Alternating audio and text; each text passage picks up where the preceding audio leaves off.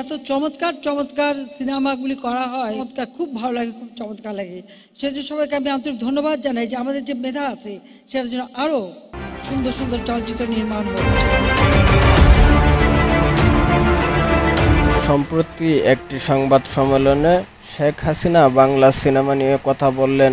তিনি বললেন, দেশের টাকা নষ্ট করে দেশের সিনেমা বাহিরের দেশে কেন শুটিং হবে, দেশের টাকা কেন অন্য দেশে থাকবে, এমন প্রশ্ন ছুড়ে দেন প্রধানমন্ত্রী খোদ নিজেই।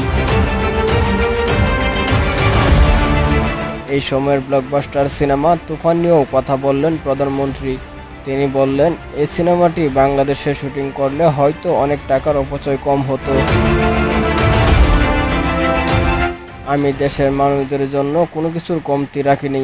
এই ধরনের সিনেমা মেকিং করতে যে ধরনের গ্যাজেট প্রয়োজনে সেগুলো কিনে দেশেই শুটিং করার আহ্বান জানান প্রধানমন্ত্রী শেখ হাসিনা। রায়হান রাফি পরিচালিত তুফান মুক্তি পেয়েছে কুরবানির ঈদে। এই সিনেমায় কেন্দ্রীয় চরিত্রে অভিনয় করেছেন শাকিব খান। তার বিপরীতে আছেন ডালিউড নায়িকা মিমি চক্রবর্তী ও বাংলাদেশের মাসুমা রহমান নাবিলা। এছাড়াও গুরুত্বপূর্ণ চরিত্রে আছেন অভিনেতা চঞ্চল চৌধুরী, শহীদুজ্জামান সেলিম, ফজলুর রহমান বাবু, গাজী রাকায়েত, একে আজাদ, সেতু এবং হাসনাত রিফনের মতো তারকারা। ডেস্ক নিউজ, ওমর ফারুক, মত বিনিময়।